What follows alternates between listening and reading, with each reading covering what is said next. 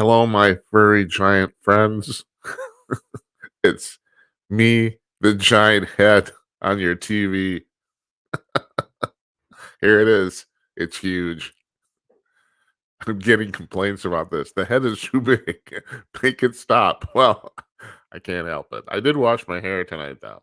I did do that.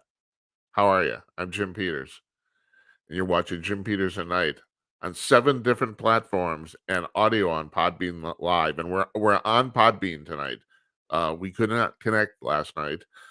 Just one little technical thing after another, but I'm doing what I can do. I'm a little punchy. I don't know what the deal is. I need some sleep. I was supposed to have a dental appointment today, or actually a procedure. I had the appointment, but I got there and they decided for various reasons they didn't want to do the procedure today, so I got let go. I'm kind of tired because I'm old and I'm a 67-year-old man with a heart condition, and I'm picking my nose now in front of you, and of course that's fine. Um, I used to do morning radio a million years ago, and at that time, I was doing I was a nightclub DJ, here in Minneapolis, and it was actually pretty cool things to do, except of course, I missed the part where everybody got the big money. I was before that. That didn't happen to me, but, it was a good job, and I worked for a service, so I worked all over the cities. I worked in pretty much every club in Minneapolis except First Avenue because they had their own deal there, and you couldn't usurp it. But I used to, work till about 1 in the morning, of course. That was the closing time here in Minneapolis at that time of bars. And then I'd get my shit together and go home. And I'd get about 2, if I was lucky, 3 hours of sleep, usually about 2. And then I go to the radio station and we do the show. And I have to tell you, after a couple years to that, I was pretty much punch drunk, and after 2 years, everything's funny. that was that was the thing I remember is that I was laughing, laughing, laughing because I was working on so little sleep. It's unbelievable. Any rate, so tonight we're going to rerun our interview with Jazz Shaw because we ran it on Monday. This is really terrible. We typed it last Thursday, a week ago, and we could not get on the air on Thursday because of technical problems. So we ran it on Monday and it crashed right in the middle of it. And then I tried rerunning it, or from that point anyway, and it did not work. So we only ran half of it. So we're going to run the whole thing tonight because you should hear what this guy has to say. It's pretty damn interesting. I will tell you when we did get to this part on Monday where he said that, and this is a reason you watch shows like this, because we have the scuttle that no one else is going to. Are they going to tell you this on the CBS Evening News? No, they're not, because Nora's too busy worrying about what she's wearing. Jazz says that his sources have told him that James Comer in the House already has a smoking gun of money going directly, bribery payments going directly to Joe Biden's bank account. That's what Jazz is telling us. Now, he doesn't, he says he's hearing this secondhand. So we're hearing it third hand. So no guarantees here at all. This is we have no evidence to this, but Jazz is saying that that's what his sources are telling him. Now, Comer this week released a bunch of bank records yesterday. And so here's the deal, folks. So they have proof now, verified proof, that money from foreign entities, China and I think Romania or something like that, went into the bank accounts of Joe Biden's grandchildren. And they're like freaking 10 and 12 years old. Now, personally, I think that's a smoking gun because there's no way 10-year-old kids are giving them any sort of compensation for that money. You could make an argument, okay, Hunter Biden, was a consultant and all this sort of stuff, it's kind of bullshit, but you can make that argument. You can't make the argument with the little kids. They can't even vote. They can't vote. They're minors. They're not majors. And they're getting money from China. What the fuck? I mean, are you kids getting money from China? No. And not only that, they wouldn't know how. And I don't think Joe Biden's grandkids know how either. It just shows up. Geez, I wonder why. Could it be because their granddad is a president? Could that be? No. We don't do that here in America. We don't do that. And that's actually the problem. Here's the problem. The problem, okay, oh, all right. I'm going to do these now announcements later. Oh, by the way, if you want to call in tonight, call in now. The number, the address is on the screen, jimandknight.com/call. You go to that webpage, you click the big button at the top of the screen, and you're in the queue. It's simple. We had our first caller on Tuesday, I think it was, and all the guests last night, Tim Conaway, they're all using the same system to call in. So it's David from San Francisco said it was harder to find our website than it was to call in, and it is. You can do this. This is the first talk show in America that's taking video phone calls, and that's not my own bragging. Talkers Magazine said that. We're gonna post. We're finally gonna get our shit together here, and the blog on our website is gonna be up and running, and we will post a link to that article that they wrote. And it was about July 15th. It was about 2 weeks before we started, because I called Michael Harrison, the founder and editor of Talkers Magazine. I said, have you ever heard of anybody doing this before? And he said, not only have I not heard of it, we're going to run an article on it. And God bless them, they did. We're going to have Harrison on the show. He's already agreed to come on. So I'm hoping he'll come on before the end of the month, but we'll find out. Anyway, so I'm going through all that stuff. Let me get back to the topic at hand. And that is, so, are your grandkids getting money from China? No, they're not. And Joe Biden's grandkids are. And I don't think it's because of any particular talent they have or ability that they have or work that they're doing. I don't think the 10-year-old kids are doing enough work to justify money from the Chinese government. I don't think so. I personally look at this as a smoking gun. The mainstream media, which has completely failed everyone in the United States. I mean, these people, they're fucking assholes and idiots at this point. All they care about is their particular ideology. They've completely given up on actual journalism. There's no journalism to be had, and they're dressing it up as journalism, but it's not journalism. It's crap. They keep moving the goalposts. They keep saying, well, Joe Biden never talked to any of these people. Now it's, well, okay, he never did business with any of them. Now it's the latest thing, the last 48 hours is, well, there's no proof that any of this money actually ended up in Joe's account. No, there isn't. But the caveat is his grandkids got it, and that's enough for me. That's the smoking gun for me. This guy's guilty as hell. So was it Chip Roy said on, I think, Fox News yesterday or the day before, he was talking about the border, and he said the president can go to hell, and he's right. The border is so porous at this point that finally the Democrats are starting to complain, because especially do I need to tell you, most of the sanctuary cities are Democrat-run cities, and now they're being overwhelmed with migrants, not even necessarily being bused there. These people all have to go somewhere.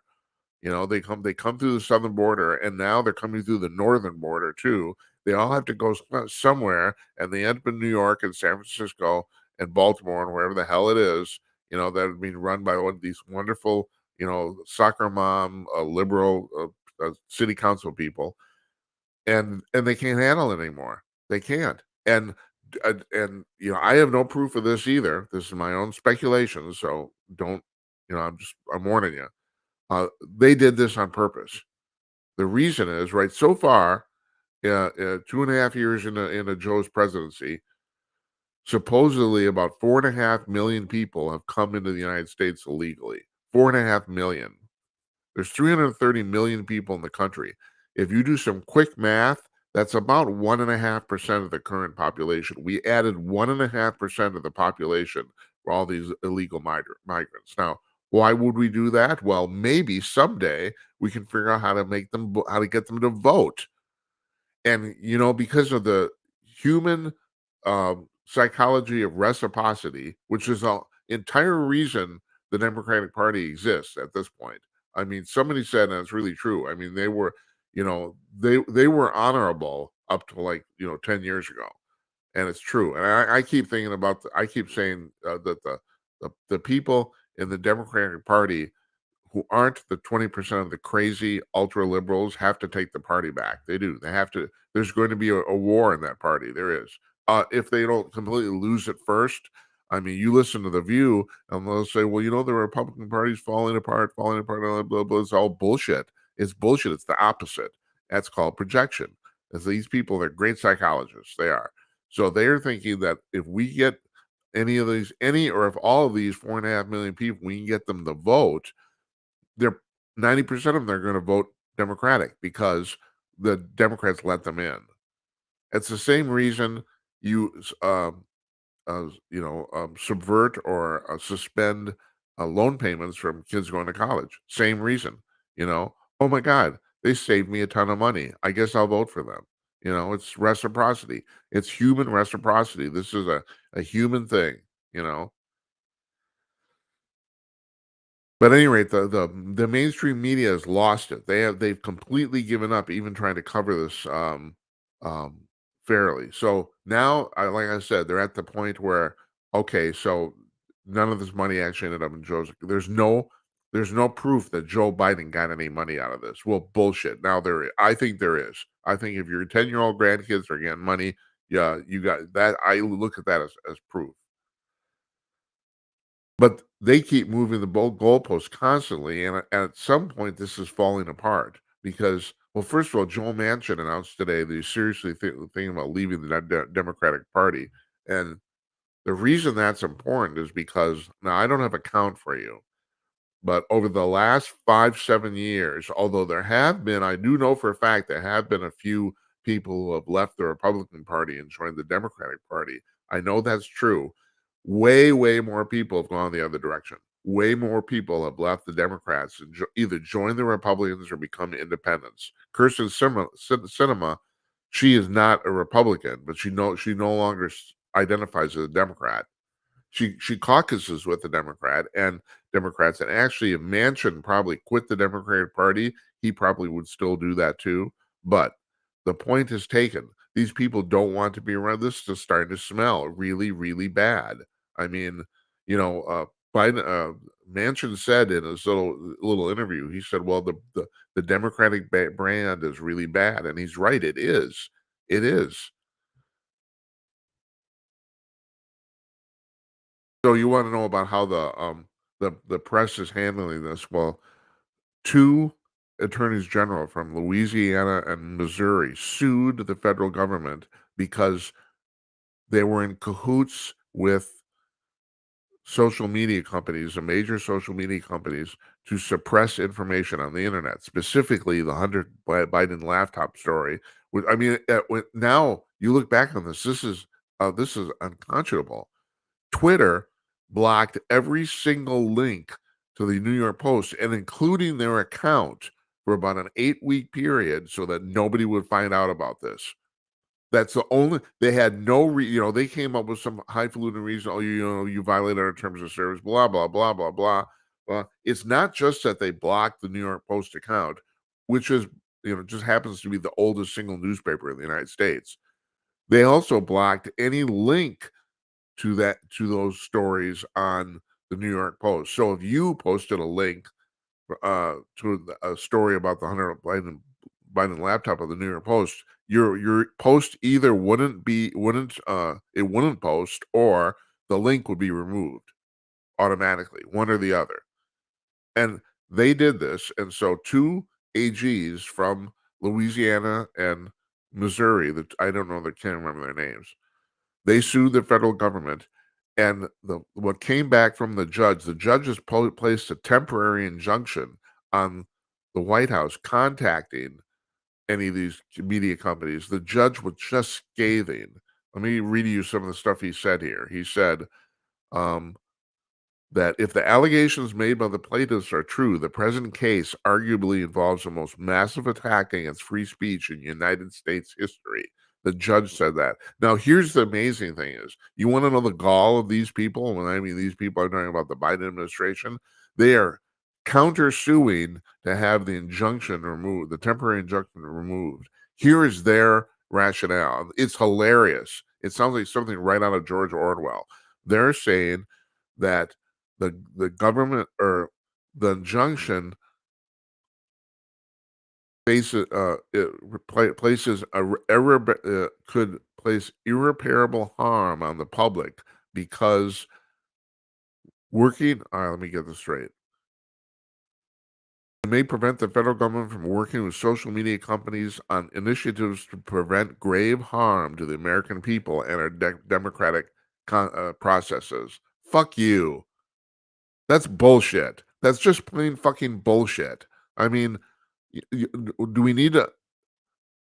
So, in other words, more information is bad. No, what really is the problem is more information. It's information you don't like. And the judge came back with this. He said, "Quote: Viewpoint discrimination is an especially egregious form of content discrimination. The government must abstain from regulating speech when the specific motivating ideology or the perspective of the speaker is the rationale for the restriction." God bless him. Guy's name is Terry Doty, that judge. And they're fighting this. I mean, do you believe the gall of these people? They're actually fighting it because they say that it's going to keep the government from preventing grave harm to the American people and our democratic processes. Yeah, right. Go jack off in a corner. That's what I say. That'll make you feel really good. I can't wrap my mind around the gall of these people. People, I know that 40% of the American public hates Donald Trump's guts, and they can't even tell you why. I didn't go into this hating Joe Biden's guts, but I do now. I admit it. I do. This has slowly happened over the last 2.5 years.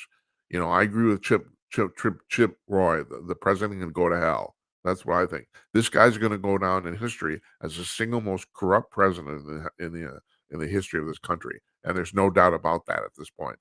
Now, so we talked to Mark Tapscott yesterday or the day before. No, 2 days ago, because we had Tim Conaway on yesterday. He's the congressional correspondent for the Epoch Times. He's got a really interesting job. The guy's 70 years old. He's been doing the beat for 40 years. He knows everybody in Congress on a first name basis. He's really, really connected. And he says that he'd put money on the fact that Joe is not going to run for reelection. He says that's either they're going to talk him out of it or he's going to come out and say, cite his health, which is a legitimate concern. I mean, no one will fault him if he does that. But his point and my point is that at some point this shit is going to get so deep that the DNC is going to go to the president and say, "Look, here's the deal. You either quit or we're going to get rid of you, one or the other." Because they are looking. I mean, this makes Watergate look like child's play. And I lived through that. I'm actually that old. I saw that firsthand. This doesn't even compare. We're talking about really, really uber creepy shit here.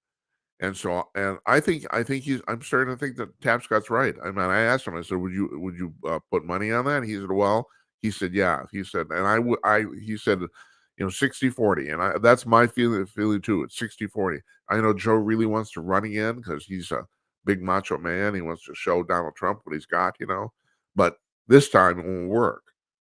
This time he's got a terrible record to run on, and he's got all this corruption. And like I said, as far as I'm concerned, this thing with his grandkids, that's the smoking gun. It's done.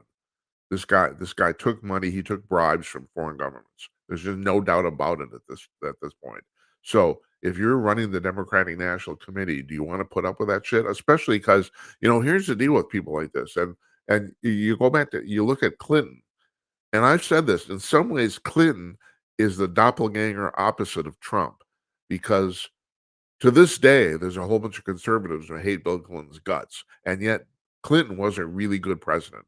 I have no qualms saying that at all. I'm not a partisan person. I'm maybe a conservative and libertarian, but I'm not in party politics. Clinton did a really good job. So Clinton ends up getting a blowjob in the Oval Office. Now, the weird thing is there's a lot of people that gave him shit about just that, about the fact, well, okay, I don't really care what you do on your private time, but you shouldn't have done this on federal property. All right, I understand that. That's legitimate. The other thing is Clinton got caught lying to Congress And people say, well, he didn't. There weren't any consequences, but he was permanently disbarred. I mean, he can't work as a lawyer anymore. He can't say he's a lawyer. He's no longer is. But you look at what happened to Clinton. The difference between Clinton and Biden is that, all right, Clinton got knee deep up in house horse manure, but he was brilliant. He did a really good job. People will put up with a lot of crap if you do a really good job. And that's not, I'm not just saying that as an opinion. That's actually surveys have even shown that in the workplace. People will put up a lot of shit from their bosses if they think their bosses are brilliant. You can look up numerous surveys and polls that people have taken and studies them, but none of this that's true. So my case in point with Clinton is that people forget about this. At no point during Clinton's tenure, even at the height of the Monica Lewinsky shit, at no point did his approval rating drop below 50%. Not once. And he left office with a 60% approval rating. And that's after being impeached by Congress. So, no, I mean, Clinton did a really good job. Biden is awful. Biden, when you stop to think about this, what we were expecting. Biden is a serial plagiarizer. He's been lying professionally his entire life. I mean, he got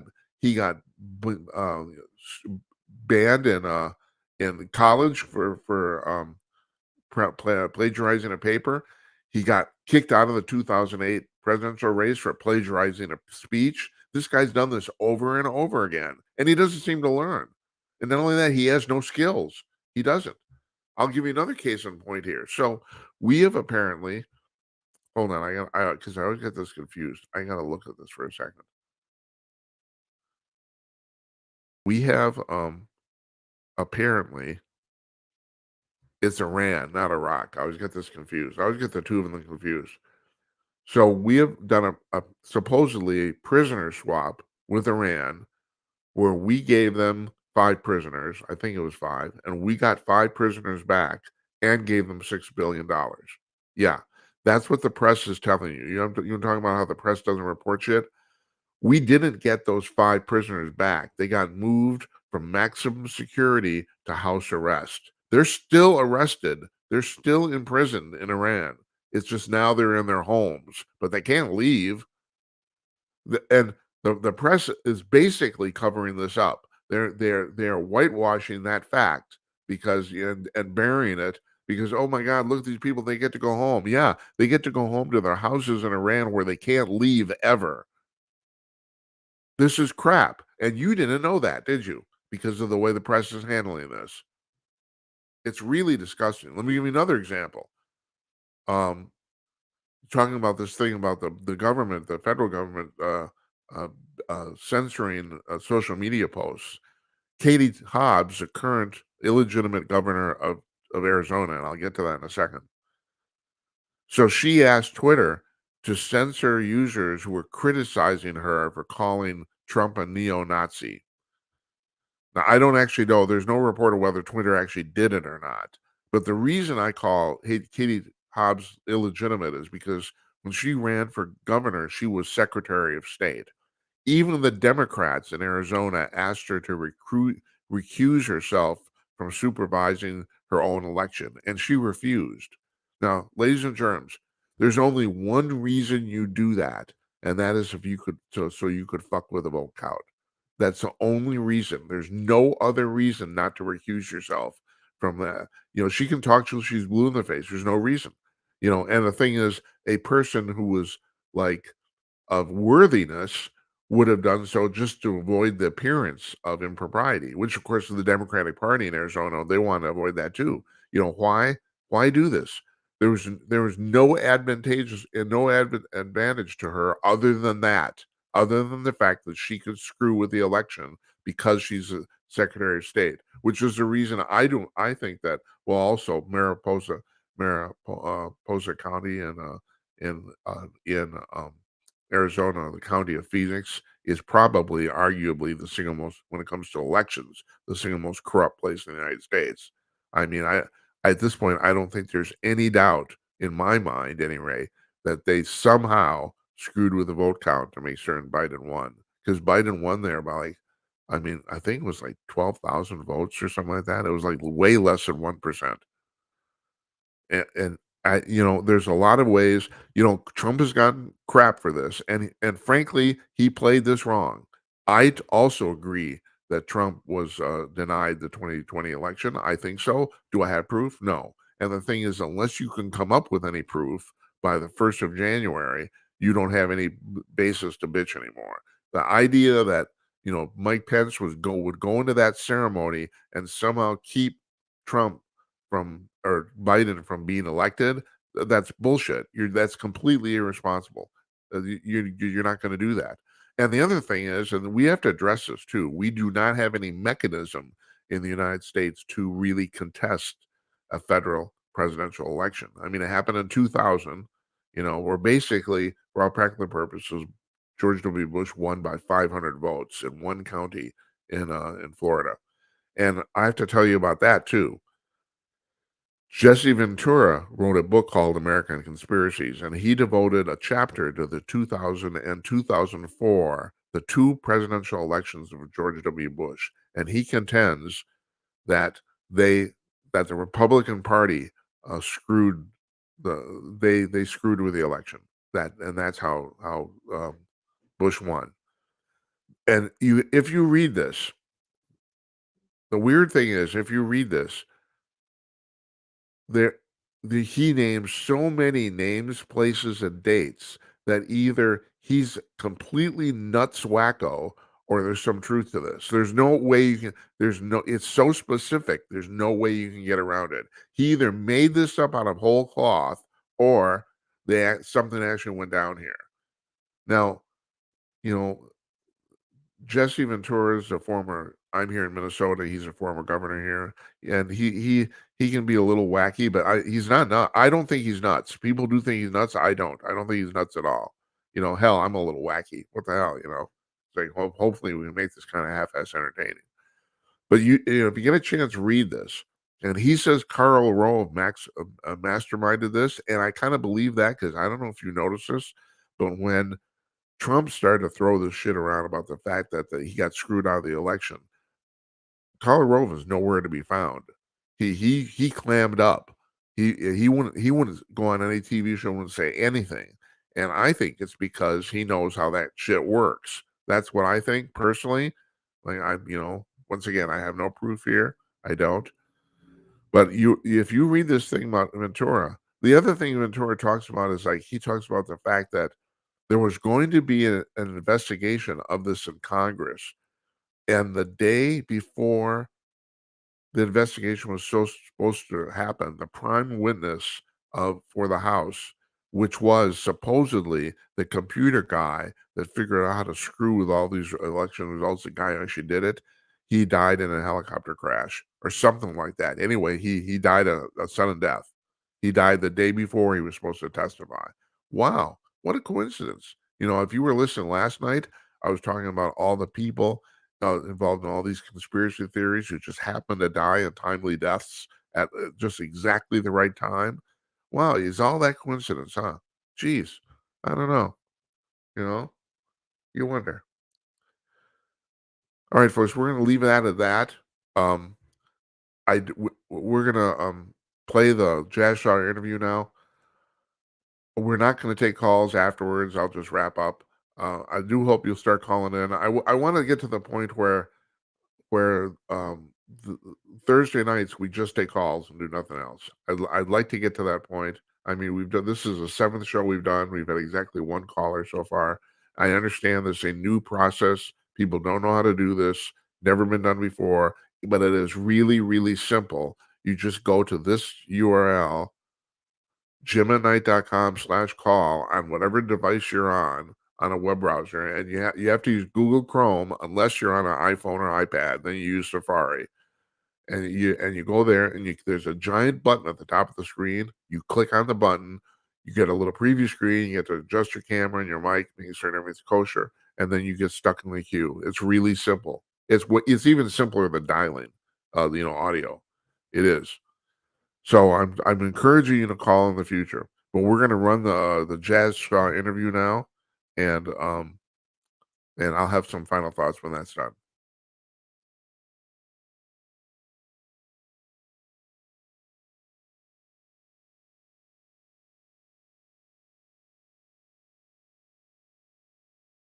Joining us from his home. I think you're at home, right, in Washington D.C., right, Jazz? No, upstate New York. Yeah. I'm saying, what am I? I'm sorry. I talked to too many people. I get confused. My apologies. Jazz I Shaw. avoid Washington D.C. like the plague. I write about it all day long, but no, I don't go there unless I absolutely have to for work. Yeah, well, good for you. That's right. It's like it's poison. It's like those people. You go in there, it's a bubble, and you never get out. Anyway, Exactly. you're Jazz Shaw, weekend editor of HotAir.com. My Absolutely. brother from another mother. So now, okay, Jazz. So, like I was just telling you before we started here, I want to kind of do this in two parts. You know about the political stuff, and you know about the UFO stuff. So let's do the politics first. As we're speaking right now, Trump's on his way into Manhattan to get indicted yet again, and he actually put a post on Truth Social this morning. He said, "One more indictment, and it'll ensure his election," which I thought was kind of funny. But the thing is, there's some truth to this too. So my first question is, do you think the Democrats actually know what they're doing going through the charade? I'm pretty sure they think they know what they're doing. I also equally strongly believe that they have picked this option knowing that it is fraught with peril, but they don't have a lot of better options. I mean, every time Trump gets indicted, his poll numbers go up. Yeah. It's happened every single time. Yes. And But this I assume, hold last, it. I assume you think too that they knew that going in that was going to happen. oh yeah, Yeah. but uh, they're kind of stuck with Joe Biden at the moment, although that may not hold. And they're looking at, I can guarantee you, after all the years we've both been covering this, they're watching Joe Biden's poll numbers, his approval ratings, most particularly people's feelings about the economy, feelings about their own security. They are looking at a set of numbers that are poised, if we lived in a slightly more normal system, which we don't, where it should be a disaster for them. And they're running a candidate who is personally unpopular and who people have increasing numbers of questions about, not only his cognitive abilities, the wisdom of the policies that he's endorsed, but now it's slowly, as much as everybody's trying to stop it leaking out, that may be one of the most corrupt people that's ever sat in the office. You know, if all these allegations are true about his son and their overseas dealings and all that, and so if they're stuck with him, they got to find the most beatable guy. And if they bring in somebody that doesn't have the built-in Trump hatred, then they might have a serious problem. If somebody just comes in like, well, I'm not Trump, no mean tweets, but I have a lot of the same kind of policies and things aren't going well now. Why don't you elect me? They could be in a lot of trouble. So there's a part of me that thinks they strongly want to keep Trump in those high numbers, because I think there's quite a few of them, particularly in Biden's inner circle, who seriously are thinking that Trump might be the only one they could beat. And I think that Yeah. might turn out to be a miscalculation, but that it kind of makes sense to me. The only other option is to say, well, the guy's refusing to leave. And there's really nothing else we can do, and Trump's his main rival. So let's see if we can get him thrown in prison, and maybe that'll hurt his numbers. But looking at that last indictment, and actually, frankly, the ones before it, uh, I can see them getting a conviction in New York City or Washington D.C. or something like that. I have yet to see one that I think would stand up under appeal. Right. Same here. The only thing I've seen so far that even comes close to legitimate is the thing about the documents, but that's such a relatively petty thing, and so many other people have done this and gotten a slap on the wrist that, it's like that's the only. The rest of it just seems like bullshit to me. But Oh, I I want, think he broke the rules of the documents. He definitely did. They yeah, got him on right. tape saying he did. and Hillary broke the rules, and Right. Biden Well, broke the that's the rules in thing. at least 4 places, and Exactly. Right. Obama has bales of them waiting that were waiting to go into his presidential library, and they had to filter out the classified ones. You know, everybody's done it. And Right. is it wrong? Technically, yeah, he broke the law. Nobody goes to jail for this, Right. and you're going to have a hard time on appeal convincing anybody that, oh, we should send this almost 80-year-old man to prison so he dies there because of some documents that he took home. Yeah, I don't see it. Yeah. Okay. I want to go back to just the offhand thing you just mentioned, and you were talking about the hatred of Trump. I was talking about this on the show last night. Can you explain to me, because, and this is not a rhetorical question, can you explain to me why 40% of the public has an unbelievably irrational hatred of this man? I Sure. mean, you know liberal people. I know a lot of liberal people. I live in the most liberal district in the United States. I'm What? married to a literal socialist Democrat. Yeah. So yeah, I know plenty of them. So okay, why do they hate this guy so much? Because he won in 2016 is one of the biggest things.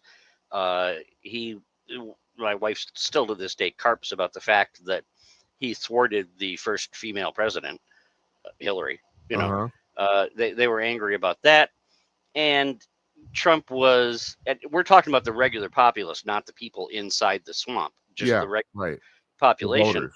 Yeah. Trump was a very different product than they'd ever signed up and had delivered before. They have an expectation that everybody's going to come in and be kind of phony and say, you know, the kind of polite thing, and oh well, I disagree with you and my policies are bad.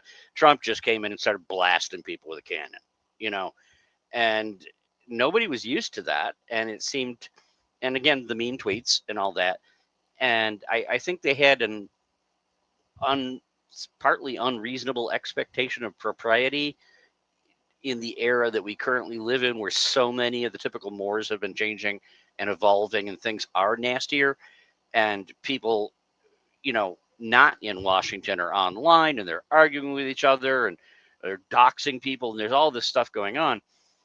And I don't think Donald Trump created any of that. I think he was a reflection of things that were already going on amongst the grassroots. And he showed up and just started acting like so many people act on social media, but the people that had the normal expectations, I think, were kind of shocked.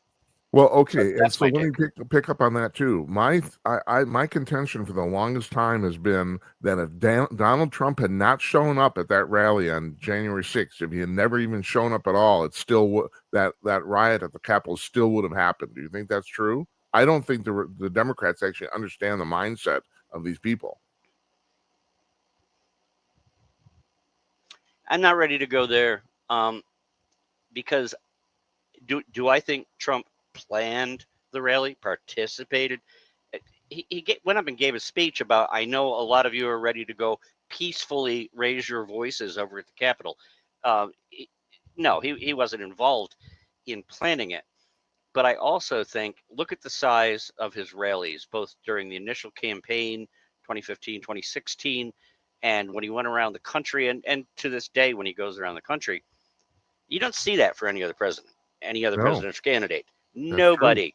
Right. I He's been do think averaging 20,000 people at these rallies. Yeah. exactly.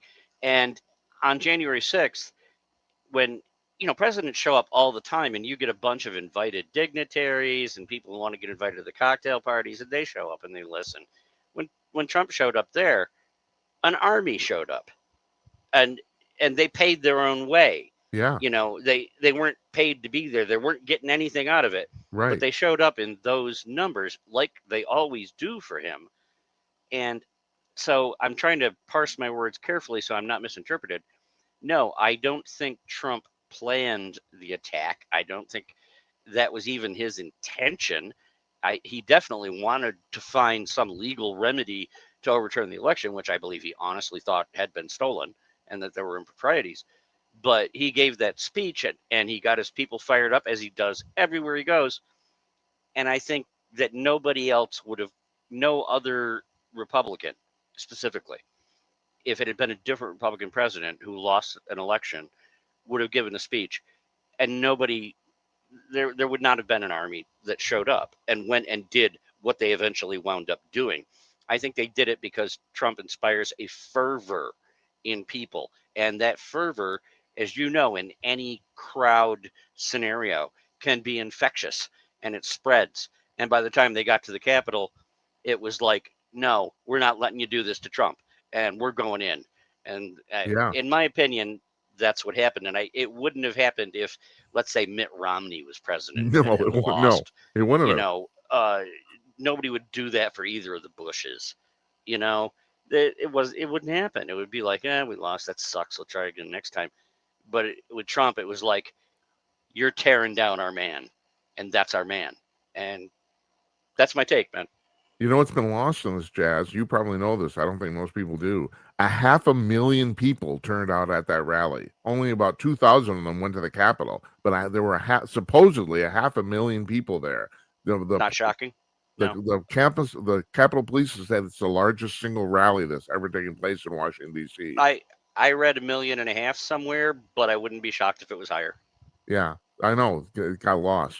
So you have a piece on Hot Air today about Hunter Biden's summer of what did you call it? The summer of debauchery. Debauchery.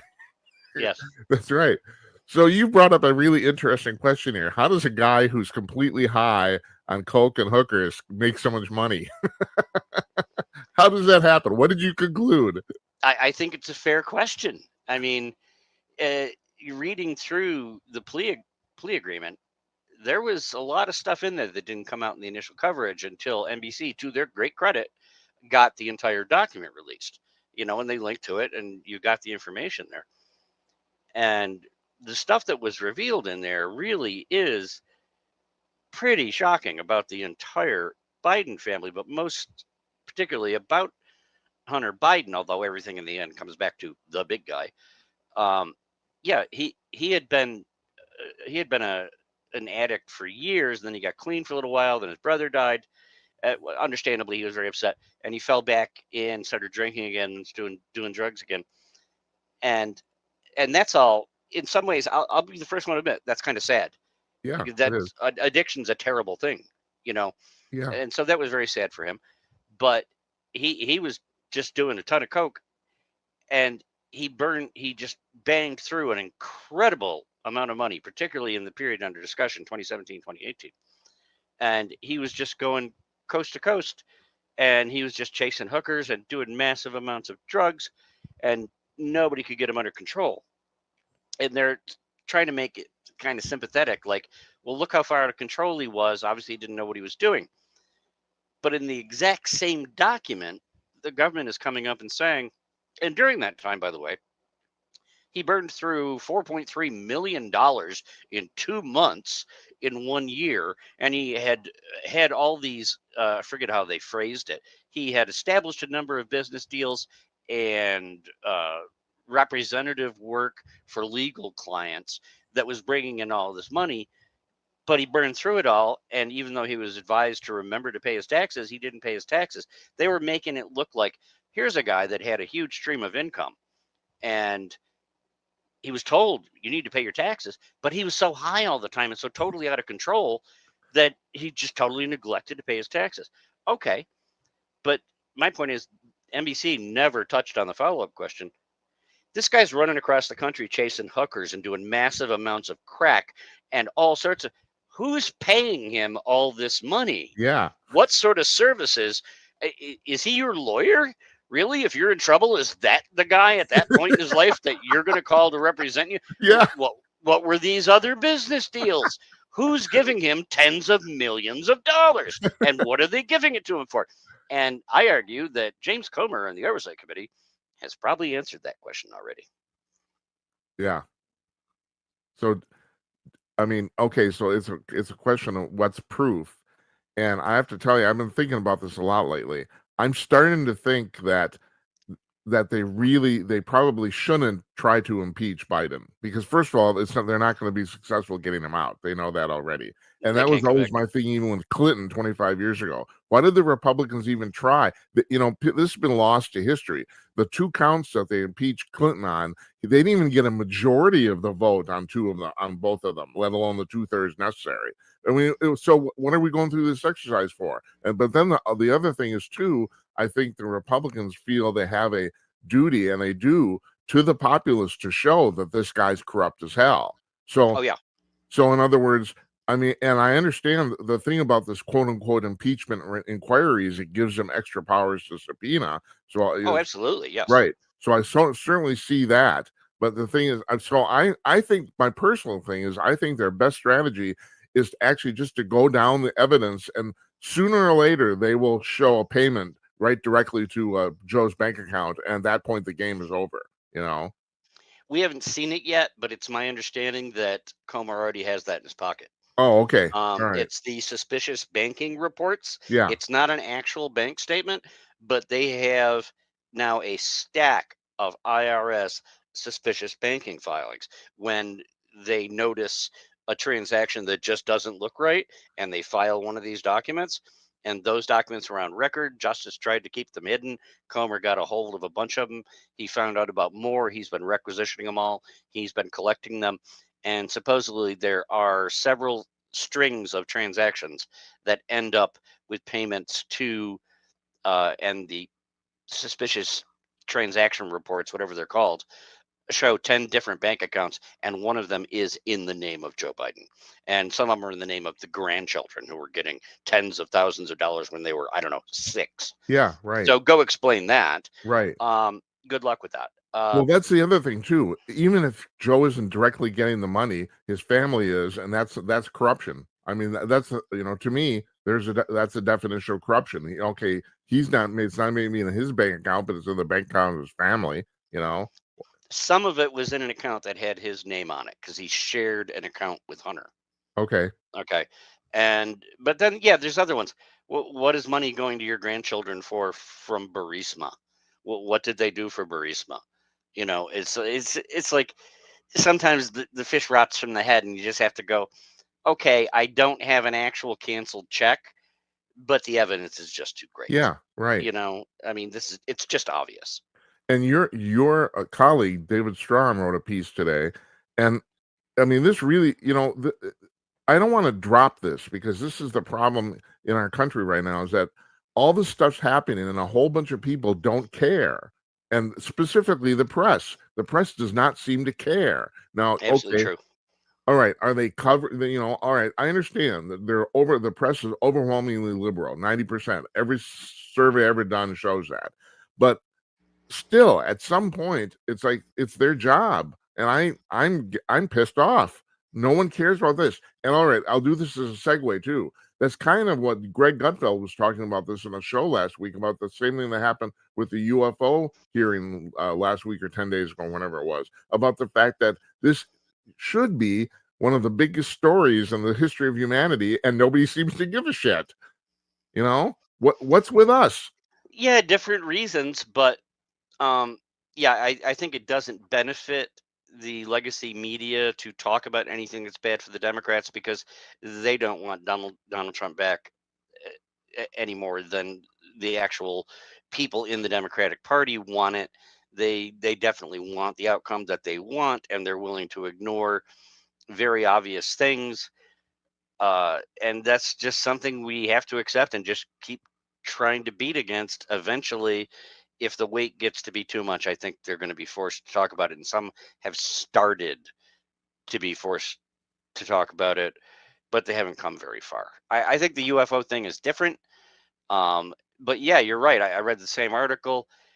Most of the mainstream media, to their credit, some of them actually went and covered and said, "Yeah, this is a hearing that happened. It's a thing that happened, but we don't know, and there was no real proof shown," which technically is true, as Yeah. physical proof, you know.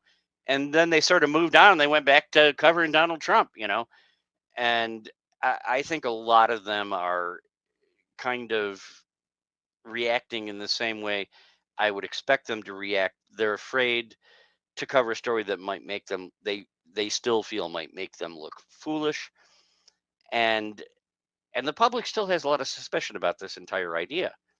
And the example I always give is like, what why isn't everybody reacting more strongly to the UFO story, right, Jim? Yeah. You know, and the counter that I've had, even long before Grush came out, It's like I look around, and you and I cover both these subjects, and I think you can relate to this.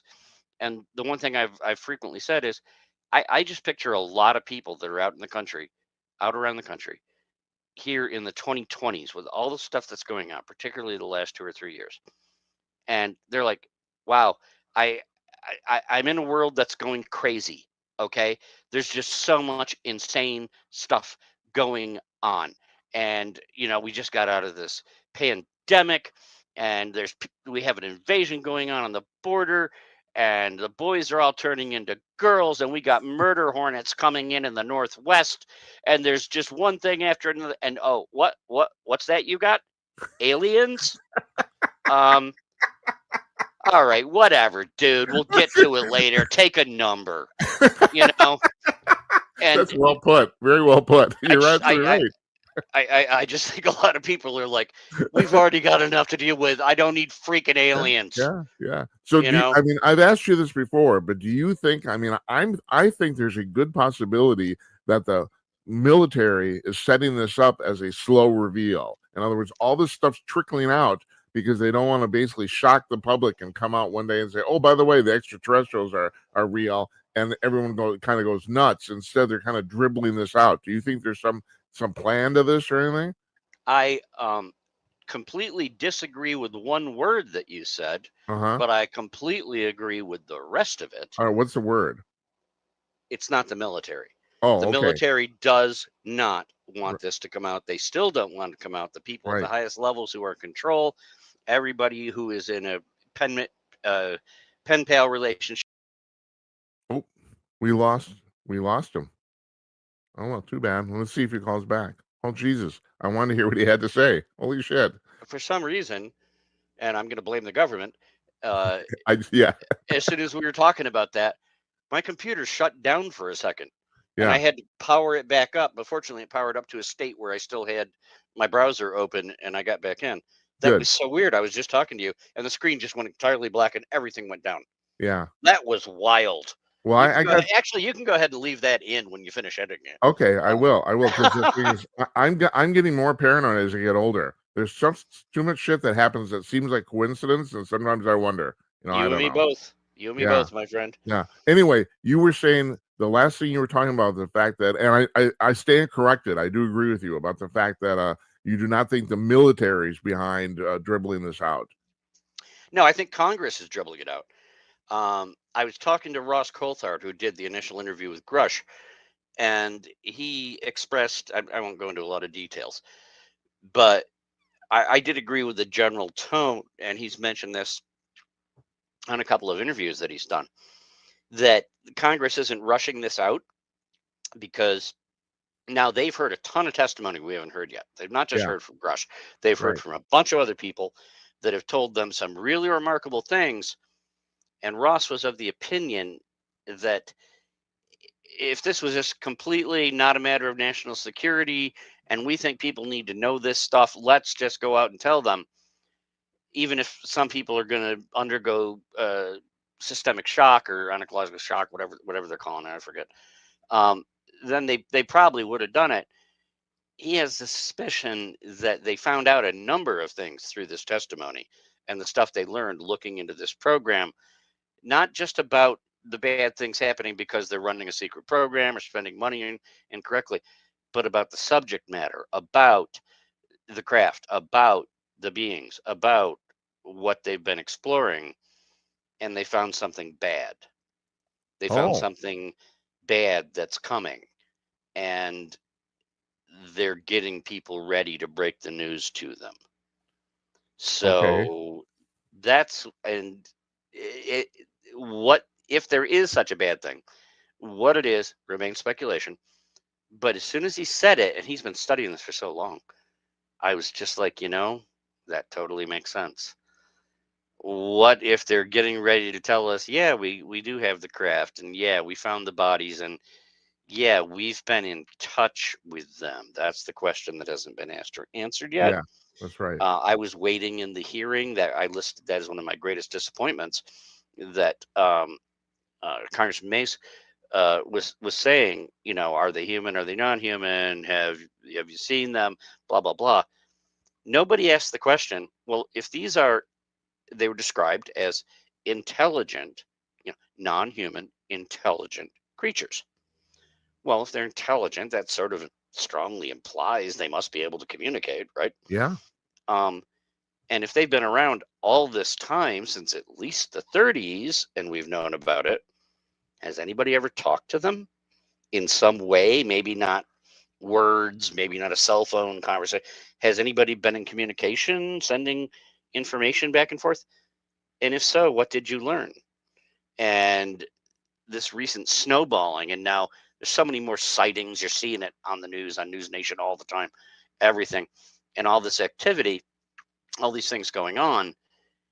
Have we stimulated something? Um, have they gotten a response from who or whatever these things are? Like, hey, this isn't going the way we agreed or the way we thought it was going to be going. And, you know, might there be some unpleasant or undesirable outcome on the way, and they have to get us ready to hear that? Again, I can't, for everybody watching and listening, I can't fill in the blanks. I don't know what that might even be. But it does make me wonder, because if you're so confident that you've got good data, Grush is right, we've proven the program exists, and somebody's gone and seen all the stuff and he's told us where it's located, well, then it's just a matter of like, well, we found a wheelbarrow and some stolen watermelons, and we know where it is. Okay, we're going to wheel the wheelbarrow and the watermelons out. Here you go. We solved it. Why Yeah. wouldn't you do that? Maybe because there's more to the story that we're still not being told, and it might not be as fun and wonderful as people are thinking, like, oh boy, there's aliens and we've solved this great mystery. And well, maybe the aliens aren't so friendly.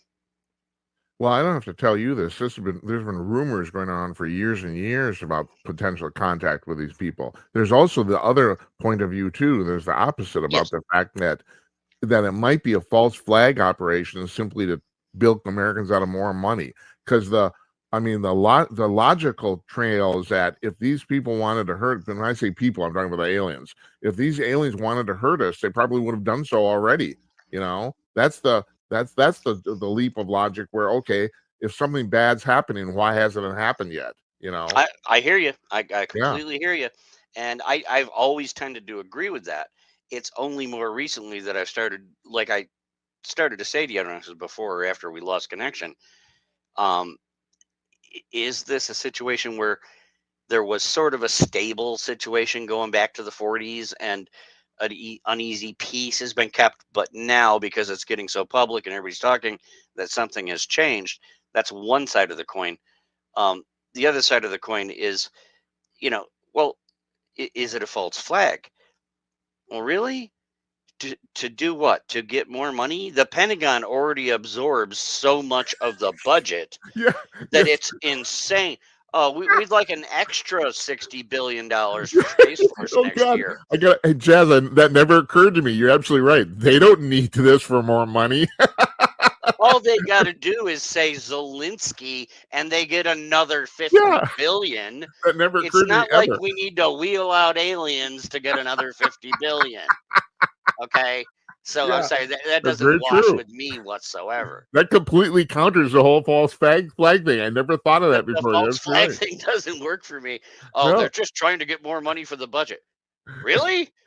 Has anybody fought with them over a dime and they failed the last 5 audits completely? They Yeah, can't even tell us where the friggin' money right. went, and we're still like, here, have another 50 I billion. know.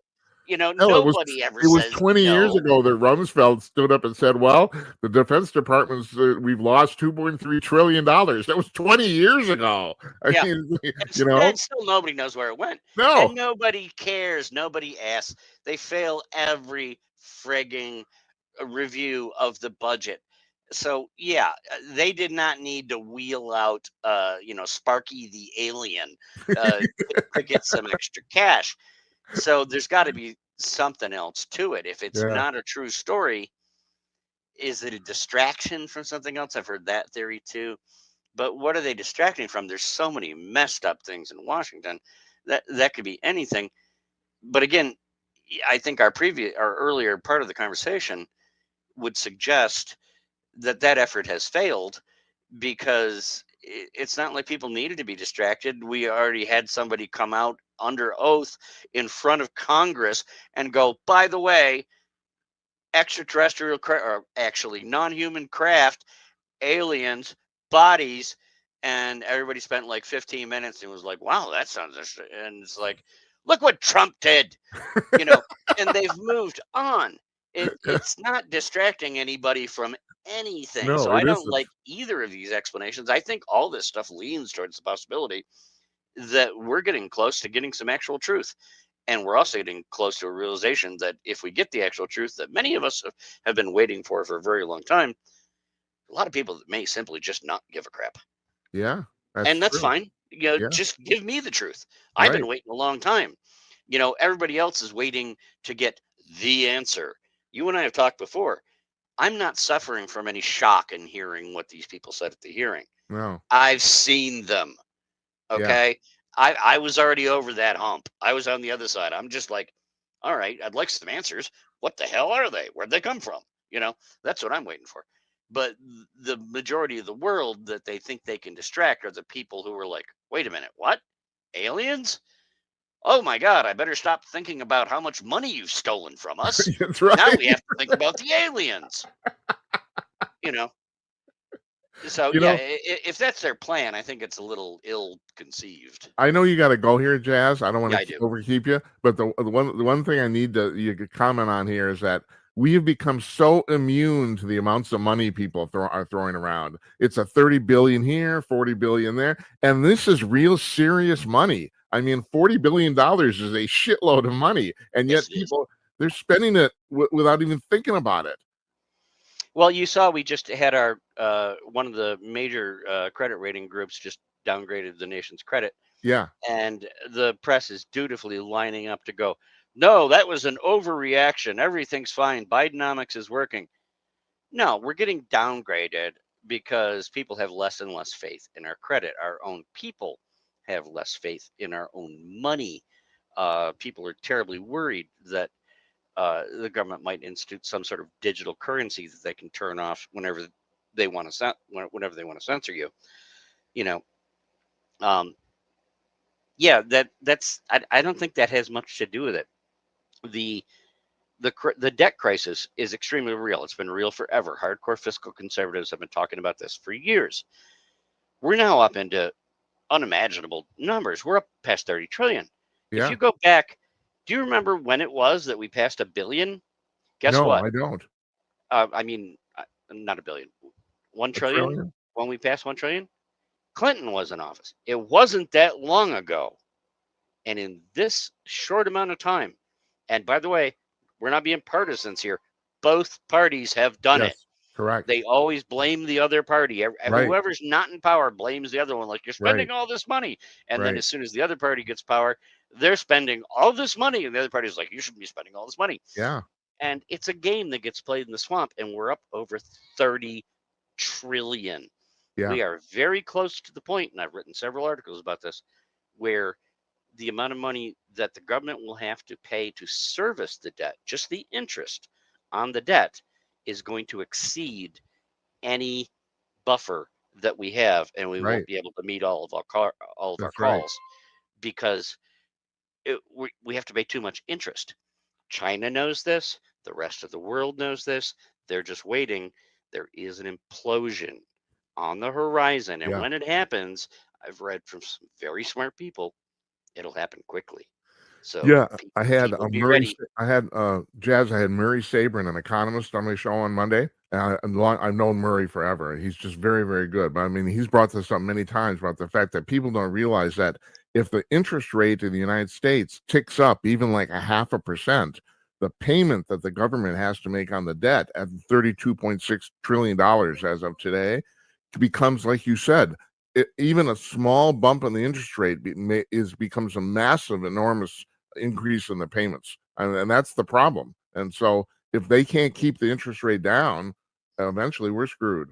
You're And absolutely right. they can't keep the interest rate down if they keep printing more money and spending more money, because that is what drives inflation and makes the interest rates go up. The interest rates are going up not because somebody has an evil plan.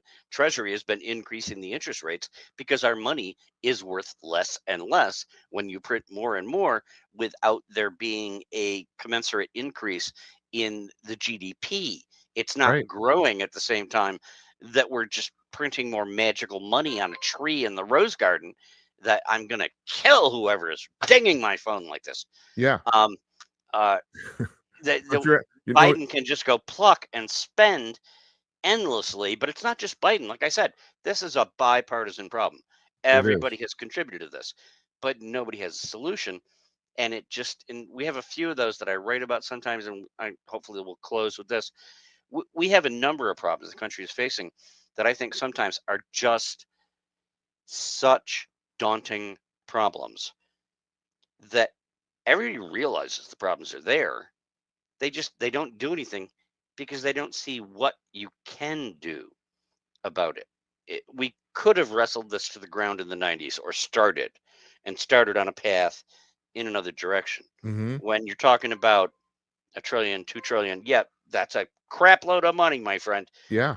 But with the GDP of a country of our size, if you really worked at it, you could have started whittling that down to a reasonable level and gotten them more on a level plane.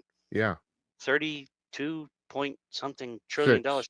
That's that's more than the entire economy of, probably, go look it up. I'm just shooting from the hip here. Probably 70% of the countries in the world. That's Right. more than their entire economy is what we Right. owe, and we owe a ton of it to China. That's Yes. a double-edged blade, Right. because that gives them incredible leverage over us, along with possibly having compromised our current president. But at the same time, they're less likely to attack us and tank our economy, because then we wouldn't pay them back and they'd lose a lot of Yeah. money too. That's true. I So never that's thought a of that. really well, it's a really complex Right. We're all in situation. bed with each other. It's very Exactly. But incestuous. that, again, you just used the exact right phrase, my friend, because maybe there won't be war between us and China, but we could have a proxy war in a place like Taiwan. But we don't want to fight each other because we have each other over the same barrel. Yeah. You know what I'm saying? Yeah. Yeah. So I tell you what, let's end it at that. I don't want to. I really don't want to overkeep you. So I really, as a matter of fact, you already went over time. So I really appreciate it. Thank yep. you. And that's probably what all those dings are coming in on my phone, and I need to Thank go you. take care of Yeah. that. So So anyway, Jazz Shaw, we'll talk to you again. I hope. Thanks. I really. This was thank you very again, sir. entertaining. Anytime. Appreciate it. Always love talking UFOs. Always Yeah. willing to talk politics. Yeah. Well, the thing is, we're doing. You're talking about people don't know what to do. At least maybe we can tell people what's going on. That's the way I look at this. Yeah. You know. Make better choices when you're voting. That's all we can Right. say. That's right. Thanks, Jazz. We'll see you. Take care. Okay. You too. Thanks. Bye bye.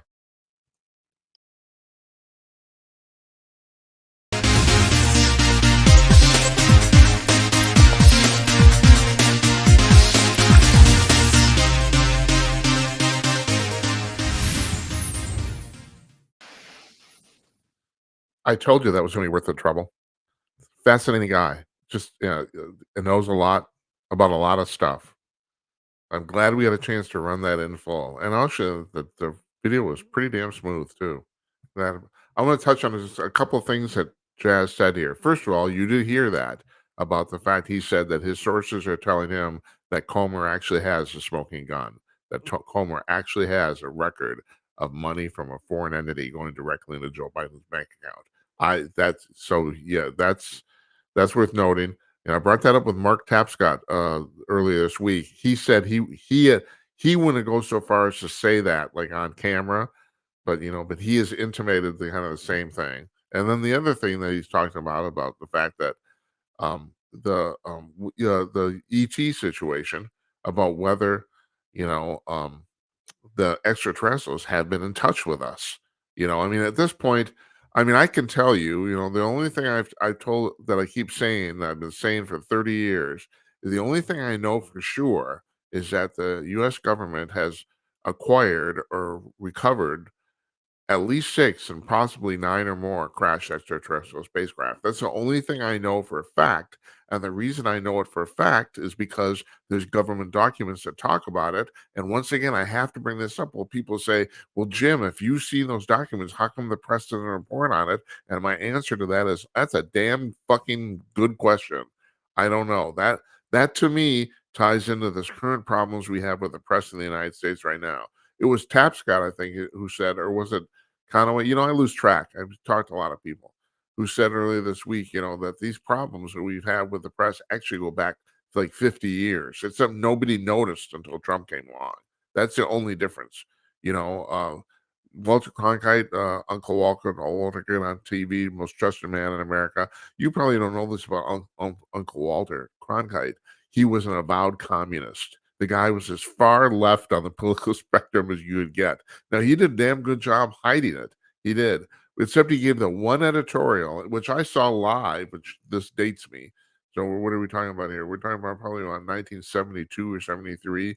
He gave it it was the only editorial I know that he ever did on the CBS Evening News. They marked it at the bottom of the screen, editorial, where he said, Mr. President, the game is up. We got to get out of Vietnam. And LBJ said, well, if he said that on television, he said, we're done. I'm doomed. And he's right. And he didn't run for re-election. People forget that. Johnson did not run for re-election. He got one year out of Kennedy's tenure and then another 4 years of his own, but he didn't actually run for re-election. So I'm going to end this show here telling you about one little thing regarding what Jazz was saying about the fact, well, have we ever actually talked to these people being the ETs? There's been a rumor going around for years and years about the fact that supposedly, and I think it's 1953, but I might be wrong about the date, that supposedly Dwight Eisenhower actually had a meeting at Montauk Air Force Base with a bunch of gray aliens. That's been rumored forever. And the part of the reason it's been rumored is supposedly, as you might imagine, there were a lot of people, humans, at that meeting because God knows if you're going to meet with ET and you have no idea what they can do, you want a little backup, right? So supposedly there were a lot of people there. Now the interesting thing about this is that Laura Eisenhower, who is Dwight Eisenhower's, I don't know if it's great granddaughter or just granddaughter. I don't really know. You can look this up online. She has researched this and she says she believes this story is true. Now, there's a caveat here, and that she also says there's no lore in her family. There's no family lore that talks about this. And she said that the few times Dwight Eisenhower was ever asked about this, he dismissed the question. He would not address it. But she thinks, based on her individual research, that this actually happened. So supposedly what happened at this meeting is that the extraterrestrials told the U.S. government, that is Eisenhower et al., that we'll make a deal with you. We will give you a certain amount of technology. And they were very clear about the fact they weren't going to give us all of it or anything even that we couldn't handle or understand.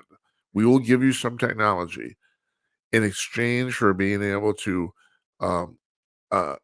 kidnap some of your citizens and medically examine them on a regular basis. Now, everyone says, well, Dwight, Eisenhower agreed to this, supposedly. Like I said, this is supposed. We're in the tinfoil hat area here now, folks. So, if you don't want to buy all this, I totally understand because I don't know if I buy it either. I'm just telling you what I've heard. Supposedly, Eisenhower agreed, and everybody said, well, how could you agree to that? How could you agree to have Americans, abducted by extraterrestrials? Well, you stop and think about this. If you don't agree, they're going to do it anyway. I mean, you have no leverage here from a negotiation standpoint at all. None. So you might as well get something out of it, right? And actually, that's pretty much what happened. Supposedly, over the course of years, the ETs, the gray aliens, slowly broke this agreement in the numbers of people they took. And I have no idea how they did this, but supposedly the U.S. government asked for a list of the names of the people, the names and their locales of the people they abducted. And for a while, apparently, the ETs were supplying this. Now, I have no idea how they would know, you know, that, that Bertha Johnson at 123 Anywhere Avenue in Calypso, Ohio, how they would know that's her, but apparently they did. And supposedly over time, this kind of all broke down, and the ETs started basically taking people whenever and wherever and whenever they wanted, at a schedule that was greatly ramped up. The caveat to the story is a guy named John Mack. Now, John Mack was head of the psychology department at Harvard University. He was an acclaimed psychologist, one of the most acclaimed in the United States in terms of credentials and writing. So he decided he was going to study the alien abduction phenomena. He went into it going under the assumption this was completely bogus. He said, "Well, all these people think this. Why are they thinking it?" It never, the assumption. He never went to the fact that it could be real. He wanted to find out why people were having what he considered basically a mass delusion. And in the course of studying it, he came to the conclusion this was really happening, which got him in a shitload of hot water. I mean, he had tenure, and he was one of the most tenured professors at Harvard, and yet they actually tried to get rid of him based on his writings. And he was couching his writings in the most obtuse language about the fact that he said, yes, there's a possibility that this happened to these people, blah, blah, blah, blah, blah. I mean, he was being as roundabout as you could go and still say, yeah, I think they were all abducted by aliens. Well, not all of them, most of them. And they failed in trying to get rid of him at Harvard. Now, unfortunately, Mac got hit by a car. I think it was in London. It wasn't even the United States, if I'm right. He died from a car accident crossing the street. And that's the other thing too. Is that just really convenient? I mean, he was already years into this, but I don't know. Once again, I mean, here you got a guy who died. Some unsuspicious, unnatural death. I don't know. I don't know what to make about that. But at any rate, the point is, Mac, who went into this a complete skeptic, thought there's nothing to this at all. He wanted to figure out what was going on in these people's heads. Came to the conclusion, after talking to hundreds of these people, that it was really happening, that they were actually being abducted by extraterrestrials. So I'm just throwing that story out to you here. Like, Laura Eisenhower, she thinks it's real. I don't know what to tell you. I just, we'll tell you one more thing. We can end with this too. The really interesting thing about this meeting in 1953 between the gray aliens, the supposed meeting between the gray aliens and the U.S. military personnel. All right, you would think you had a bunch of U.S. military guys. They've seen a lot of shit, war and stuff, and they were not particularly upset by looking at non-human intelligent beings. The meeting itself was not, you didn't have any people panicking or running for the exits or any of that shit. Apparently, the meeting went very well. These people had no trouble handling the fact that they were talking to non-intelligent human beings from another planet. They had no trouble with that. They had trouble with two things, and which is really fast. This is really fascinating. They had trouble with the fact that the gray aliens told them there is a species of extraterrestrials that are biologically identical to humans, to the point where they'd be walking down the street and you would not think twice of it. That really bothered the military personnel, and suppose that's been rumored for years. If that's really true, that there's a species of extraterrestrials that has been visiting Earth that are identical to human beings, and that's they pass with impunity for that reason. The other thing that these guys were told, that they said ET told them, the gray aliens, was that, that thing with that Jesus Christ thing raising from the dead that happened to you 2,000 years ago? We did that. And apparently that completely especially at that time in the 1950s, a lot of the people in the military were Southern guys, and the Southerners, they were particularly strong Christians, and that apparently really freaked a bunch of people out. So supposedly there are people who actually resigned from the military after that happened. They couldn't handle. Talking to people from other planets, that we can handle. So anyway, I'll just leave you with that. Okay, we're ending our second week here. I guess this is going pretty well. I mean, we're still having a little bit of technical problems. You'll notice there's a tiny little bit of my green screen's kind of going a little bit to hell here. You know, we finally figured out how to handle Jazz Shaw's interview and the interview since then. We had Mark Tapscott on audio only. He called with his cell phone, and that went fine. So we're kind of figuring this out. I want to really encourage you starting on Monday to call in, and maybe we need to do the call-ins first. I don't know. Like I said at the top of the show, I want to evolve this to the point where Thursdays we do call-ins only. The whole show is just call-ins. Monday, Tuesday, Wednesday we have guests. The reason is because the hardest part about doing the show is arranging for the guests. That's the hardest part. The show itself, although last night I actually talked 90 minutes nonstop. We did a live interview with kind of Tim Conaway. It was 90 minutes. I have to admit, I was just completely wiped at the end. We don't even have any commercial breaks. So yeah, I mean, it's not, you got to concentrate the entire time. So, but at any rate, I want to get to the point where on Thursdays there's going to be Collins, completely Collins show. So then we only need guests 3 days a week now. So I think it could be kind of fun too. So, at any rate, so think about calling in. Go to our website at jimatnight.com. We're going to have our blog up running by Monday. And all the instructions are there.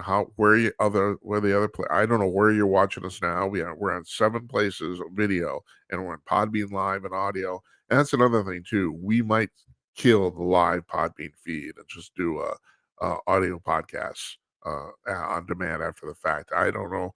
Because we're constantly talking about shit that's happening on video here, and the people on the Podbean Live, they can't see it. So, and also if you're going to be on Podbean Live, you might as well go to Rumble or YouTube and watch the damn thing. That's what I think. So, at any rate, but it's very important to me that we have an audio podcast component. So, I mean, it's not that we wouldn't do the podcasting. It's just that I know we need to do a live. I'm thinking about that too. I'm thinking about a lot of stuff. There's a lot of stuff going on in my head. I don't know if you notice, my head's very large. I got a really big head. So I hope you guys have a nice weekend. I know I'm planning on it. I'm going to see my mother on Saturday. She's 99 years old. She's going to be on the show eventually. She was on my podcast regularly.